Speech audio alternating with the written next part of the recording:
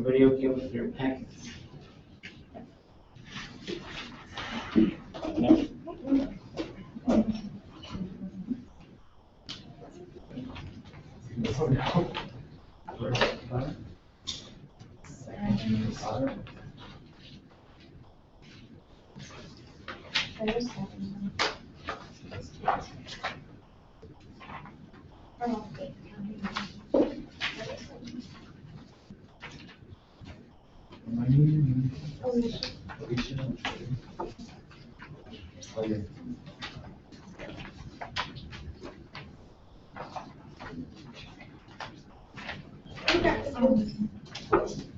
Oh no. Okay, so now if we have any extra questions, is there? Okay. Me too. Okay, so I think I got it then. Okay. Perfect. All right. I forgot the phone today. Champion. We'll wait and see if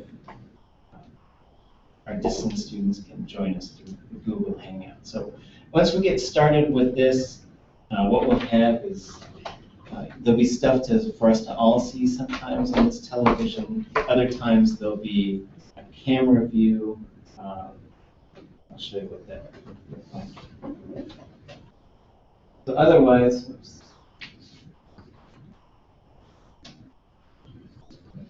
we would see a screen up here. We'll be on the screen. This is what it's going to look like. And then there'll be little groups down here with folks who are joining us. Sometimes there'll be two, sometimes there might be more. And then if they talk, their faces will be on the screen. I got to get a couple more cables in here, and I'll move over to that side for short. A couple of cables. Then we'll be going. So it might take us a week or so to sort of get the kinks out of the system. This is something new that we're trying so that we make distance learning more accessible, more enjoyable. A lot of students, when they used to study Tlingit or Haida or Simshin, you sit on a phone, and sometimes the video is just a little bit more interactive. We're able to see what other students are up to. And, last year we did puppet shows, and so we got to watch them, and they watched our shows, and it was a lot of fun. So, and then it's good to sort of see what the learning community is outside of Juneau. I think both of our students might actually live in Juneau, but there might be more who join us later. So otherwise, I'll be doing some screen sharing stuff up here.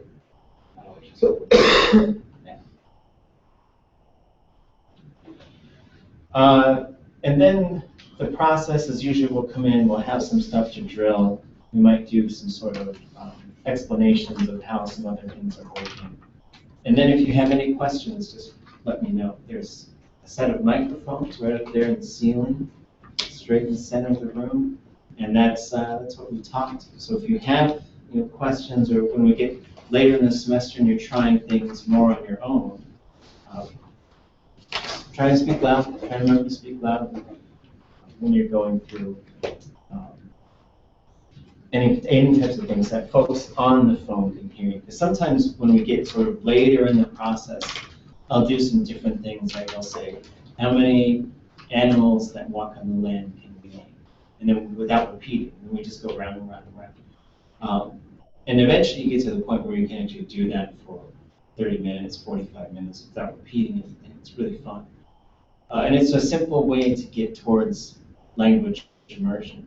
Some students get a little nervous about that term, immersion, thinking that now they have to give great big speeches or something in the language. Really, it just means we're going to not speak English and we're just going to speak English. And it's a really effective way of learning. It can be challenging because then you don't have English as a default to go to, but it's a really good way of learning. So there'll be times that we'll do activities like that later in the semester when we start getting a pretty good vocabulary, or we'll just see how many things we can name. We'll just go around the room and count to 10. We'll do different activities like that. And so usually when it comes to stuff like that, wherever usually I'll either say who wants to go first, and we just go to the left from there, or I just go to my immediate left. Then it would go around to here, then it would go to the folks on the television, and usually I just go in the order that their little icons appear. It's been a fun process to try and do this, and then if you want to review something that we're doing in class, you can go to YouTube. I'll email you guys the link, and you can watch the classes. Or if you want to let somebody know, hey, you want to know what we're doing in Tlingit, check out this class that we had, and you can share it with people. And anybody can study along with us. So it's a pretty exciting time to have things going in this direction. We're hoping that we can get all of our languages going along as well. So before we get too far into it and start our sound practice, which is more or less probably all we'll accomplish today. Does anybody have any questions or any thoughts?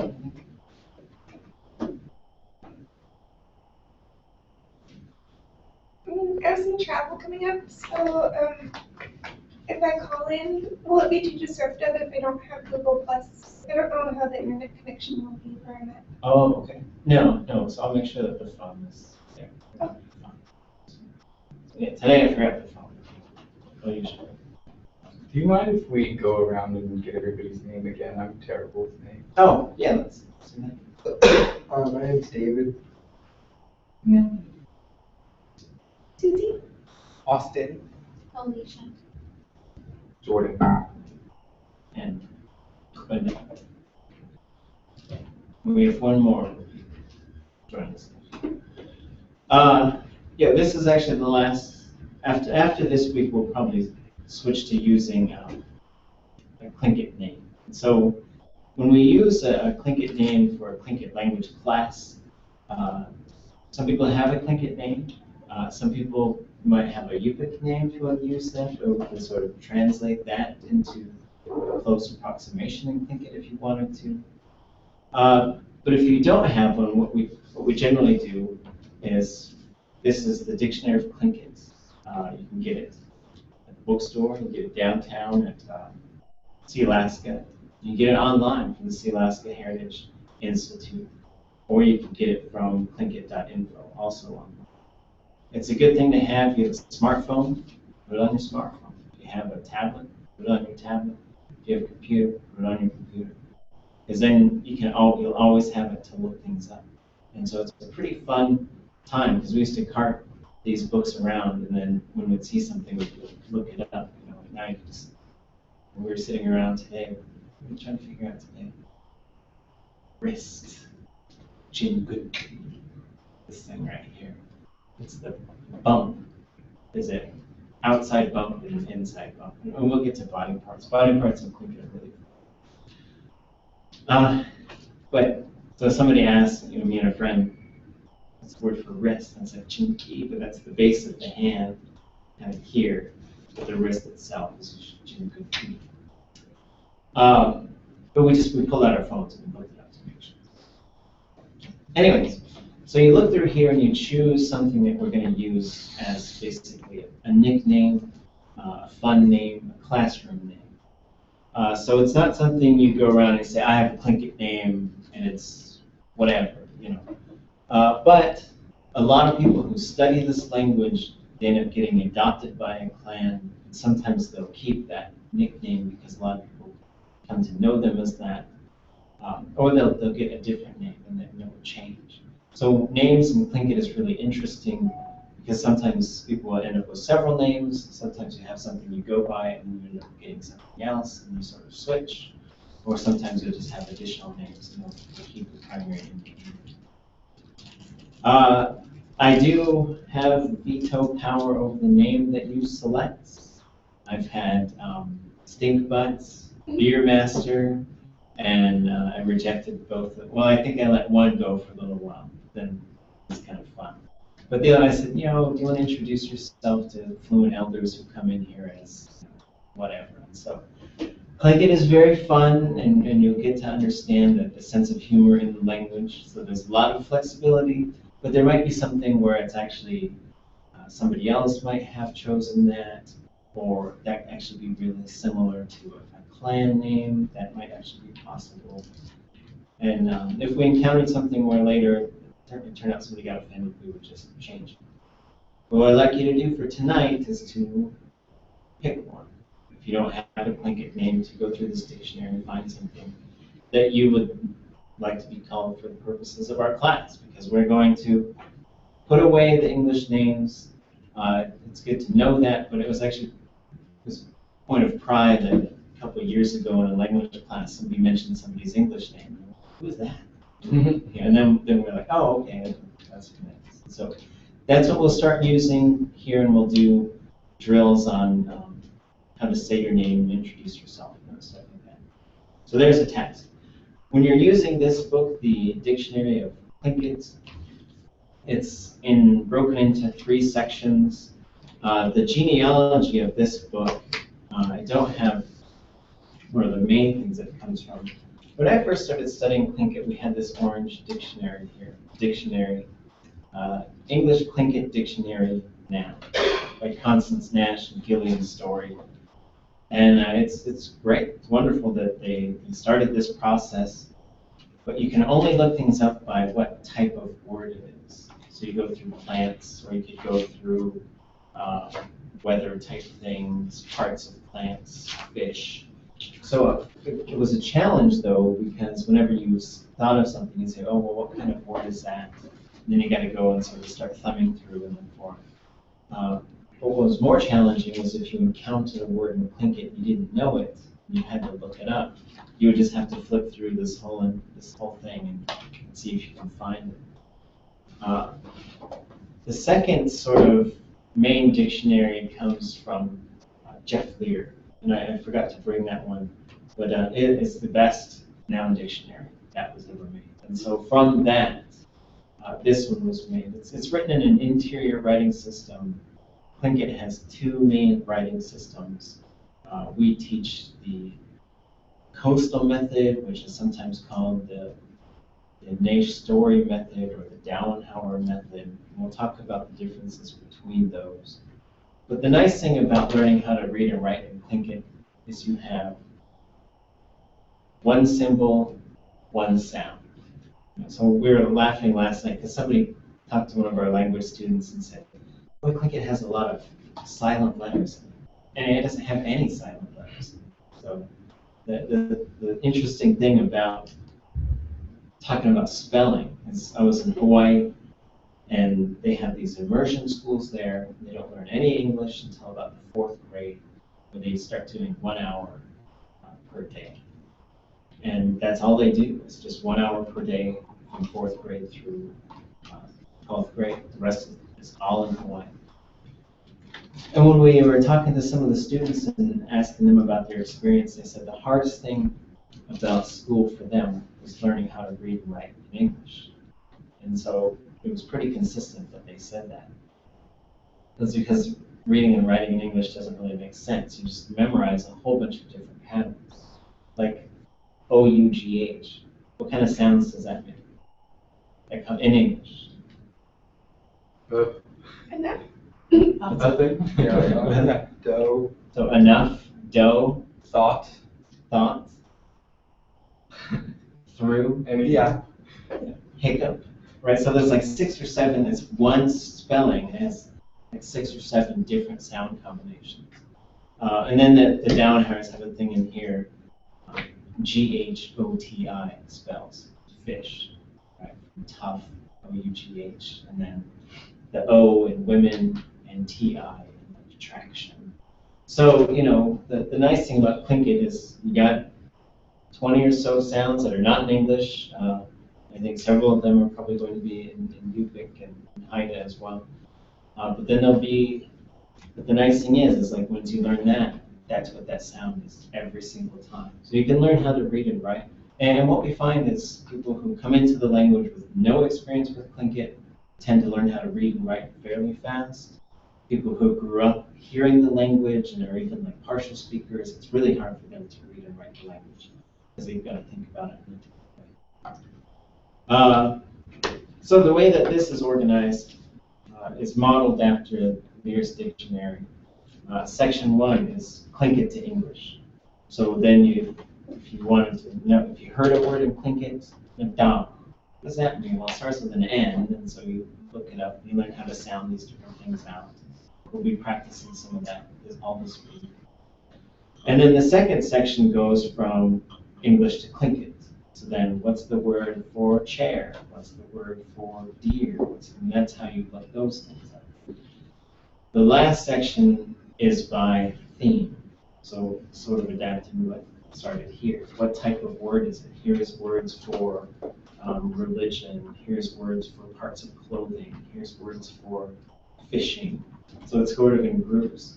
So think about this as you're deciding what type of words you're going to choose as the ones you're going to memorize. Because maybe fishing is one of your hobbies. Maybe beadwork is something you do, or maybe you just want to learn a group of animals or fish.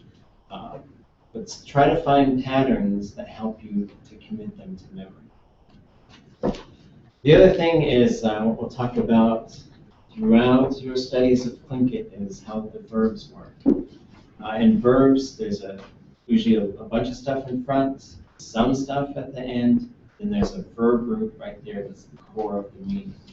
They're listed by verb groups in here. So if you hear a verb, and once you start studying Tlingit, you can start to figure out what a verb is. It has a certain sounds in it, has a certain placement within a sentence.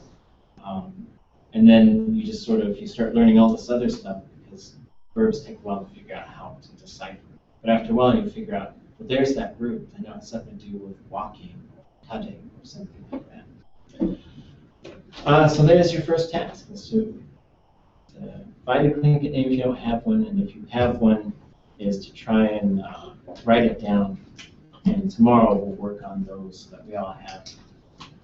I'll bring in little name tags that you guys can make.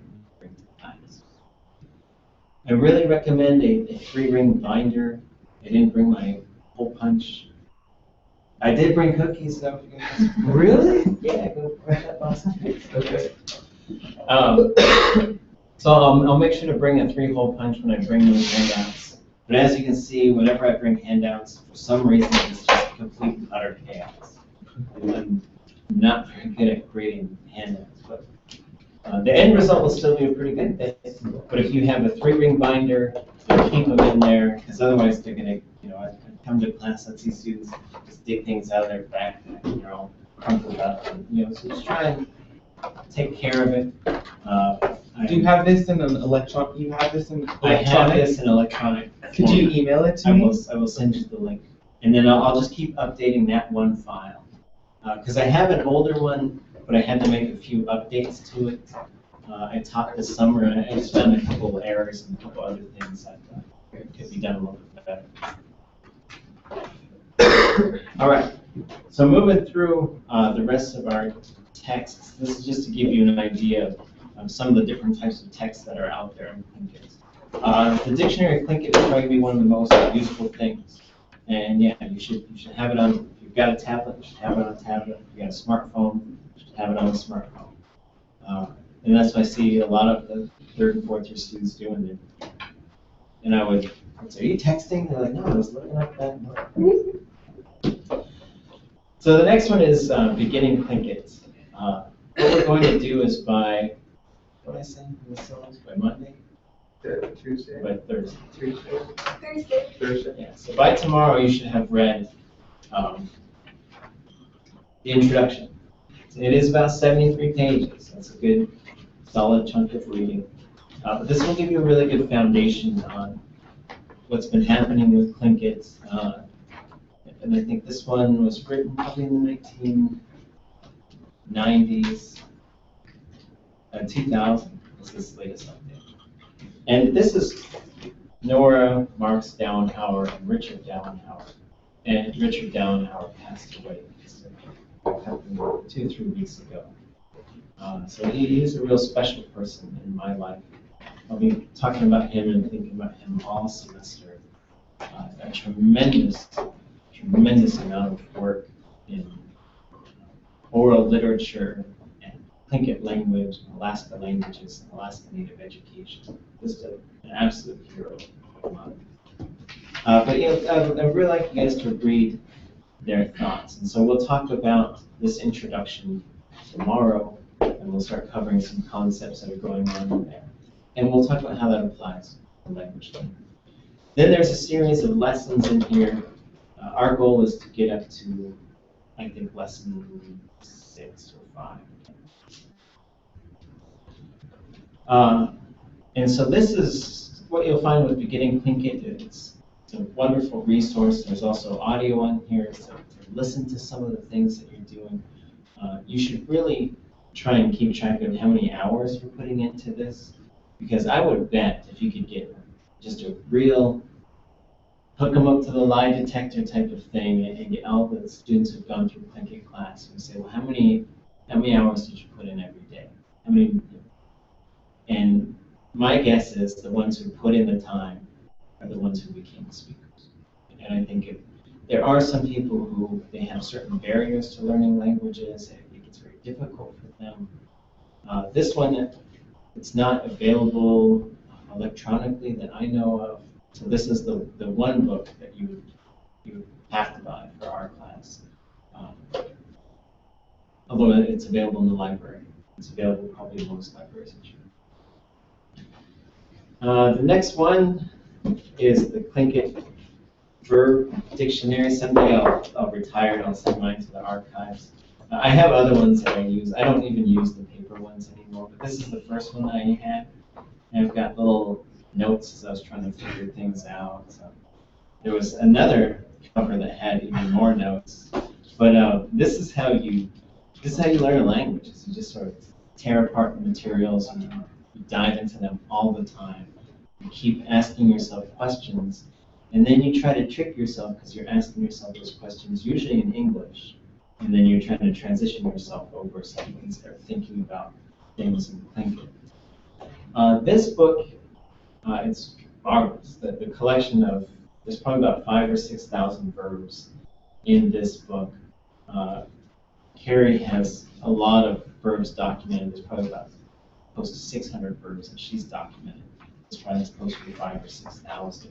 And when you get into Tlingit verbs, you'll find that there's so many different interesting qualities about it that even if you've written down the verb, you don't understand how the verb works yet.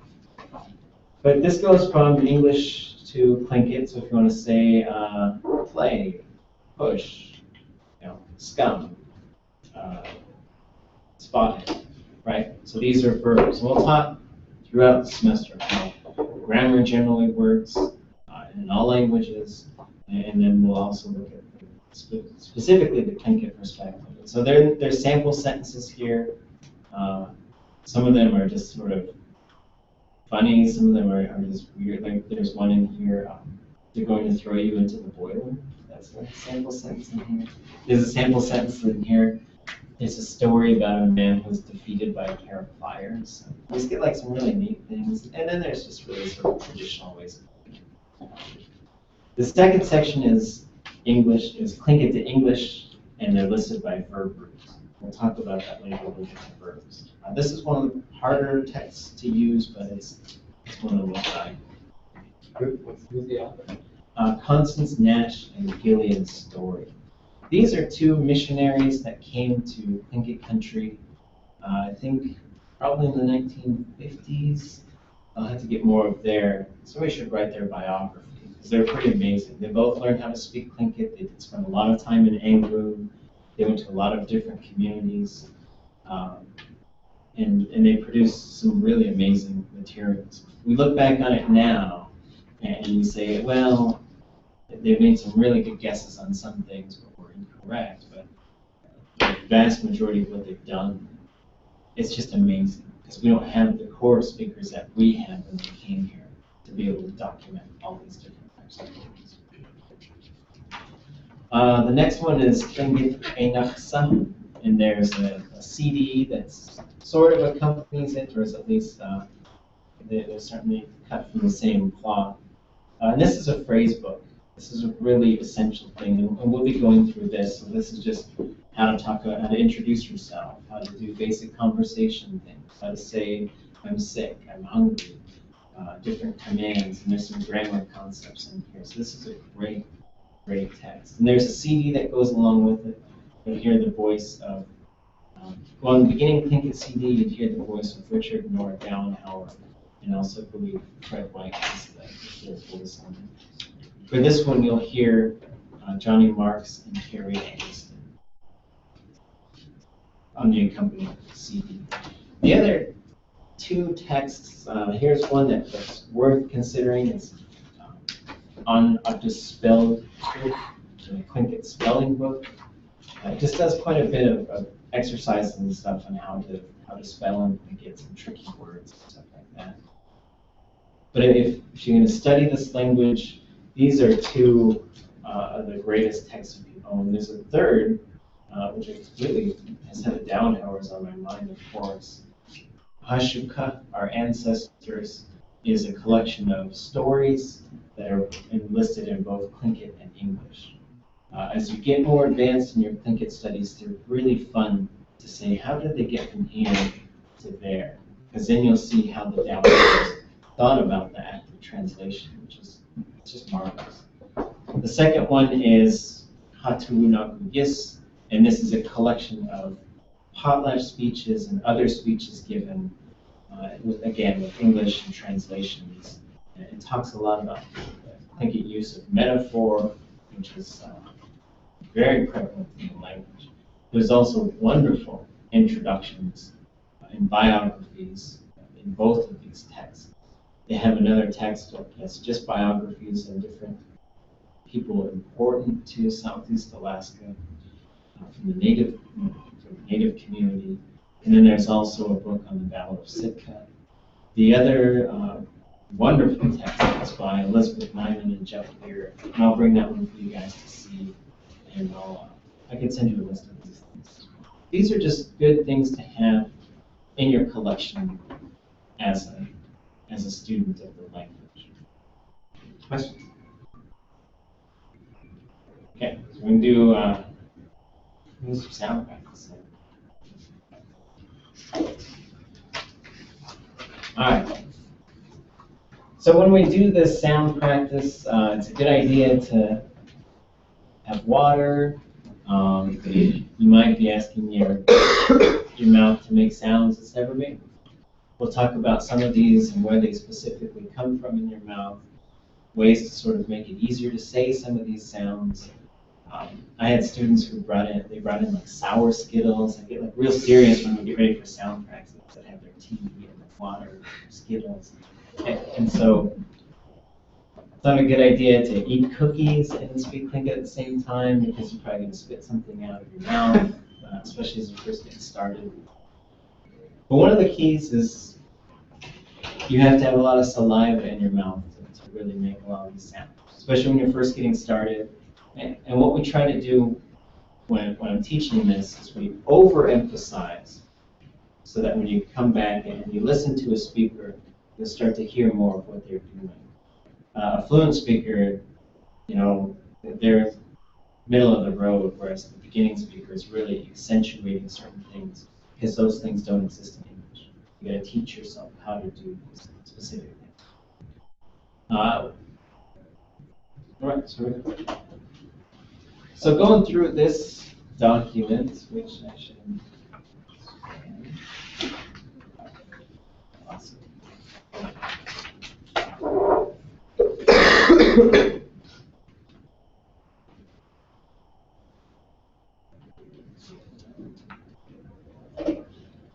So this is, I tried to list as many of the people that were really influential to me as a learner and teacher. And that's what the first couple of pages are doing. There's a wonderful phrase, Suke de Shugaftutam, Yagya Puske de King, Hajuk Kanatasko de King. There's a song that was composed, was based out of that, a speech by George Davis. It's just really just a tiny piece pulled out of this larger cultural exchange between him and several other elders, including one named Charlie Joseph. So getting to the next page, this is showing you the sort of contents. This is a workbook that's been in development for several years, which is meant to accompany beginning Tlingit. Beginning Tlingit, when you get into the lessons, it's sort of more of a teacher's guide, whereas this is created for students. A couple of the philosophies in this packet is trying to use a lot of images when you're talking about the names for things. Because a lot of times when people are learning a language, they'll always revert to their primary language to think about things. So we will say, Nada. Oh, that's a table. The table is Nada. The other thing is they'll say, well, what does that mean? What does that mean? Instead of trying to think of what it is in English or in Tlingit. So what we're trying to do is reassign a name for it. So as you look at these things, there's a couple of things you're doing. You're looking at the letters. So when we do this sound practice, we're introducing these things one letter at a time, even though we'll move into a word. Most of the words contain that letter as the first sound you hear. We'll talk about vowels, then we'll talk about consonants, and then we'll go through and we'll do some sound practice. All right, so jump into page 3. We'll talk about vowels in Tlingit. So vowels, really, there's just nothing that stops or inhibits the airflow. So the mouth moves to alter what types of sounds that you make. When it comes to Tlingit vowels, there's 2 really important things to remember. They can be long or short, but they'll be in a pair, right? Because sometimes they'll move back and forth. It'll go from this one to that one. Okay. The other thing is that the tone, there's tone in Tlingit. So it could be high tone or low tone. So if we say Shaw, we're saying mountain. Shaw, we're saying women. Right? So these are things that we keep track of. So there's a couple things I really recommend when we're starting to look at vowels. If they're long, make them long. And if they're high, really focus on that high tone, low tone. I think it helps to do something physically, whether I usually try to raise my hand and lower it when it's going low tone. Just so that you're getting your body to think about being tonal. There's stress in language. So English, have you guys heard of iambic pentameter? What is that? It's a rhythm in language. Da da da da da da da da. Right. So it goes unstressed, stress, unstressed, stress, unstressed, stress. And so when you're thinking about what words, and words have certain stress patterns built into them in English. And so, and this is how Dr. Seuss makes things, and every time you've got some rhythm to language, especially when it comes to poetry or what we'll see in different types of prose, sometimes in plays especially, is they're really focused on the patterns within the language. But in addition to that type of stress, you have a second type of stress in English, which is meaning, right? So if I say, I saw Bill kissing Susan, right? That's the sentence. Oops, I shouldn't say Susie. It's Susan. I saw Bill kissing Jane. How's that? So if I put the stress, I can move the stress around and it slightly alters the meaning. I saw Bill kissing Jane, right? So that's the important thing is Bill. We know Bill. Maybe Bill shouldn't be doing that. I saw Bill kissing Jane, right? So kissing is the important thing. So we do this naturally. We know how to do this with English. Tlingit also has stress on it. So if I say like, was away, all 3 of those are high tone.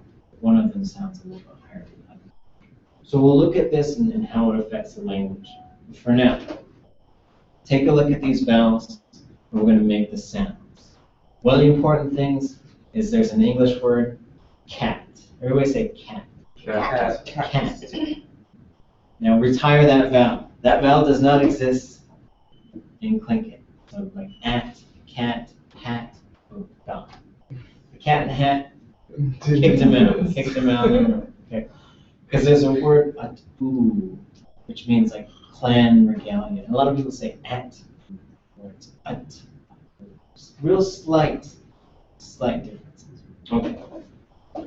So we won't do the high tone, we'll just do low tone, because we'll hear tone in the words that we're about to practice. So I'll make the sound, you guys repeat. We usually do about 4 times each. Up. Up. Up. Up. Up. Up.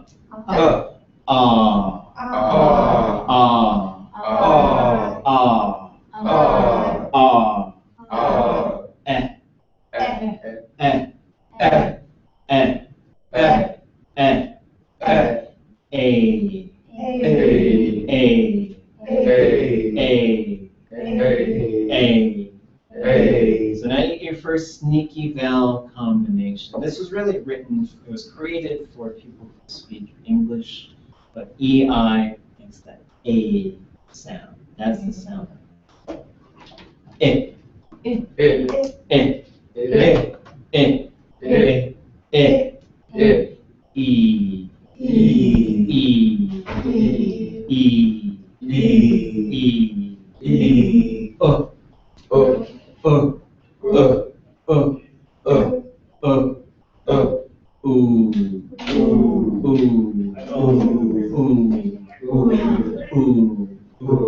And there's an O sound, but it's really the only time I've ever heard it is when someone says ho ho like that. Ho ho. So they'll say that real, like if they say good as cheese, ho ho, like it's putting real emphasis on something. That's really just about the only place I've heard it. It's snuck into inland Tlingit, into the clan named Coqueton. They call it Coqueton now. But that sound usually doesn't, it's very rare. So you can alter the end of a vowel. So what we pay attention to is what our lips are doing. And so if we say it's a rounded sound, that means your lips are curling out like a fish, or like you're maybe kissy lips. Or it goes the other way, but there's a Y where it's like you're grimacing or smiling. So the first one where it rounds, there's that ah sound. And we go, ow. Oh. Ow. Ow. Ow. Ow. I. So the W at the end means your lips go out. Y means your lips pull back. And it gets a little bit sneakier with this next one. Ew. Ew. Ew. Ew. E. E. So there's just a slight, almost like a rise at the end, but it's a little bit of a tonal shift. And then ooh. Ooh. Ooh. Ooh. Okay, next page. So the way that this introduced the sounds is it starts from the front of your lips to the back, where we usually say it's in your throat, but it's more like up here, like kind of right behind your nose. A little guy that dangles right in the middle. I'm a big time snorer. Sometimes my wife says, you should like do something about that. But I'm like, what if I can't speak Tlingit as good? I don't know what people do for snoring. Anyway, so there's a little sideways cutout to show these different regions in your mouth, so you can start thinking about that, how the head makes sounds.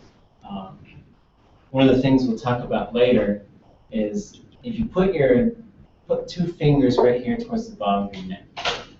So and then just say, let's just say that first word. Wasus. Wasus. Wasus. Wasus. Wasus. Wasus. Okay, now put 2 fingers on your neck. 2 fingers right at the bottom of your neck. That means useful. So now we're going to make a K sound. Okay, and the letter K goes. Letter G goes g g g. G g g. Let's move back and forth. G g Good. So when it comes to making the sounds in your mouth, those are the exact same sound. The only thing you're doing is you're turning your vocal cords on as well. That is going to matter later. There's certain sounds that just sort of, so the things we talk about when we're talking about sounds in Tlingit, rounded, not rounded, voiced, unvoiced. And these are the things we pay attention to, because we're going to learn how to make a bunch of these sounds. Okay, so we're going to start with the front. The other thing is there's really nothing where your lips close. Like in English, there's a P and a B and an F, and you're closing the space between your lips. So when you speak English, you held your lips open, and it's really hard to talk. But in Tlingit, I see people who just give like speeches and they never close their mouth. And you could do that. You don't need your lips to speak.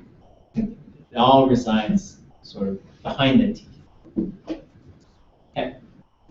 Every now and then I'll stop to explain some of these words, but we'll just try and power through it again.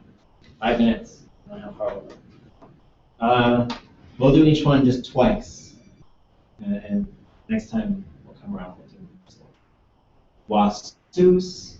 Wasus. Wasus. Wasus. Masus. Masus. Masus. Masus. Cheech. Cheech. Cheech. Cheech.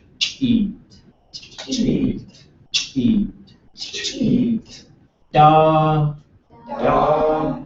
Da. Da. Glade. Glade. Glade. Glade. Zait. Zait. Zait. Zait. Junwu. Junwu. Junwu. Junwu. Sloosh.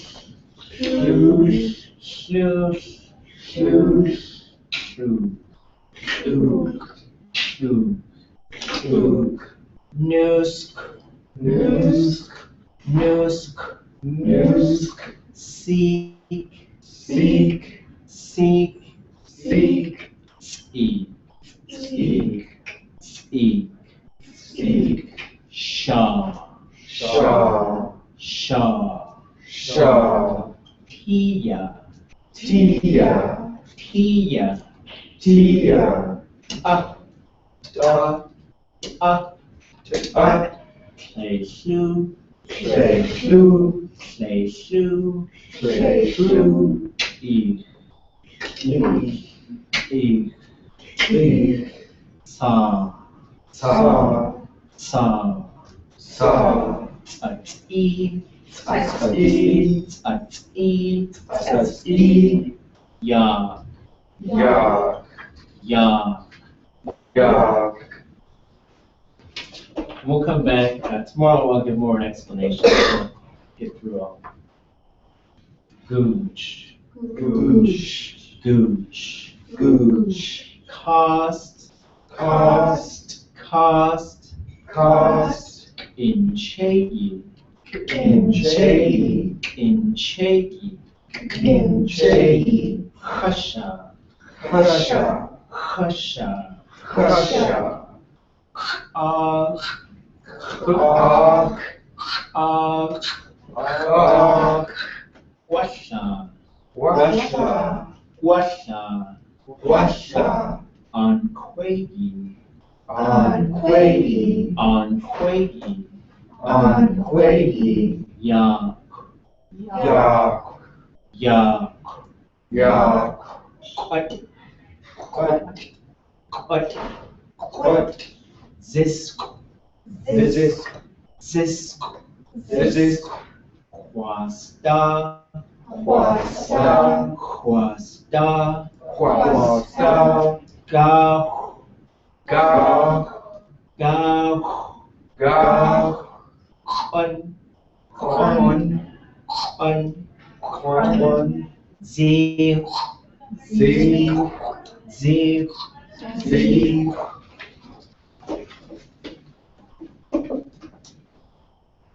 Coach. Coach. Coach. Coach. Cup. Cup. Cup. Cup. Cutty. Cottage. Cottage. Cottage. Hot. Hot. Hot. On.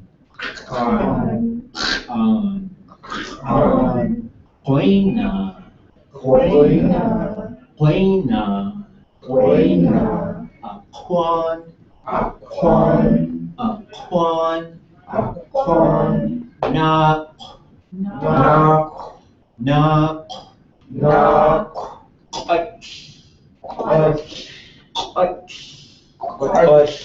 Shake. Shake. Shake. Shake. Shanahwayi. Shanahwayi. Shanahwayi. Shanahwayi. Duhun. Duhun. Duhun. Duhun. Quad. Quad. Quad. Quad. Neck. Neck. Neck. Neck. Yana e. Yana eight. Yana e. Yana eight. Hit. Hit. Hit. Hit.